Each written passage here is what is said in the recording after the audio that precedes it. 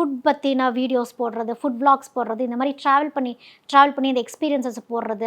ஏன்னா அவங்களுக்கு அந்த தேடல்கள், அந்த ஏஸ்தட்டிக் சென்ஸ் அப்படிங்கிறது வந்து மிதுன ராசி பெண்களுக்கு இயற்கையாகவே வரும். அப்போது ஒரு இடத்த தாண்டி இன்னொரு இடத்துக்கு ட்ராவல் பண்ணிகிட்டே போகக்கூடிய ஒரு தொழில் சூஸ் பண்ணுறதுங்கிறது உங்களுக்கு கரெக்டாக வரும். அதை விட சிறந்த தொழில் எது பெண்களுக்குன்னு பார்த்தா டீச்சிங் தான். ஏன்னா மிதுன ராசி பெண்களால் தன்கிட்ட இருக்க விஷயத்த வெளியில் சொல்லாமல் இருக்கவே முடியாது. அவங்களுக்கு பேசிக்கிட்டே இருக்கணும், நிறைய பேர் இருக்கணும், பேசுறது கேட்டுக்கிட்டே இருக்கணும், உபதேசம் பண்ணிக்கிட்டே இருப்பாங்க. தன்னுடைய கல்வியை பெருமையாக பேசிக்கிட்டே இருக்கக்கூடிய அமைப்பு மிதுனராசி பெண்களுக்கு பெரும்பாலும் இருக்கும். டிகிரிஸ் நிறைய போட்டுக்கணும், நான் இன்னும் படிச்சுக்கிட்டே இருக்கக்கூடிய அமைப்பும் மிதுனராசி பெண்களுக்கு அதிகம்.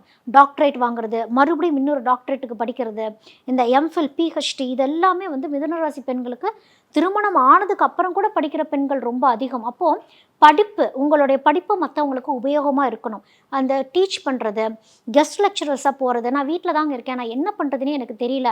பெரும்பாலான மிதுன ராசி பெண்கள் இதை சொல்லலாம். எனக்கு வீட்டில் இருந்துட்டு எனக்கு என்ன பண்ணுறதுனே தெரியல அப்படின்னா, உங்களுக்கு தெரிஞ்ச விஷயத்த, உங்களுடைய ஸ்கில்ஸு பேச்சில் தான் இருக்குது, சொல்லி கொடுக்குறதுல இருக்குது.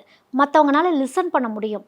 அந்த காசிப்பிங்கிற விஷயம், அந்த புரளி பேசுறதுங்கிற விஷயத்துக்குள்ளே மிதுன ராசி பெண்கள் போயிடவே கூடாது. ஏன்னா அப்படியே காதில் கேட்டுட்டு என்னன்னே தெரியாமல் புரளி பேசக்கூடிய அமைப்பு அதிகம் உண்டு.